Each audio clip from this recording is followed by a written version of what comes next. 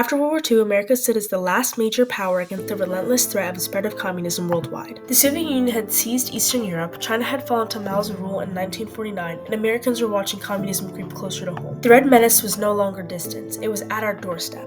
Then, Alger Hiss, a high-ranking U.S. official, was convicted and charged on 2 counts of perjury for lying about being a Soviet spy. The exposure of the Rosenbergs as traitors for handing over atomic secrets to the Soviets, the danger was real. Into this atmosphere stepped Senator Joseph McCarthy, a man unafraid to name the threat that others had ignored: communist infiltration in our own government. In 1950, McCarthy bravely declared that he had a list of communists working in the State Department. His hearings to the Senate Subcommittee on Investigations exposed disturbing connections, real or suspected, between officials, Hollywood figures, and communist front groups. Thousands were investigated and loyalty oaths were required. The House Un-American Activities Committee, or the HUAC, was created in 1939 to investigate alleged disloyalty and rebel activities on the part of the private citizens. Many actors and writers were questioned about their allegiances. McCarthyism wasn't paranoia, it was patriotism. The threat of communism wasn't theoretical, it was ideological warfare and a war on freedom and family.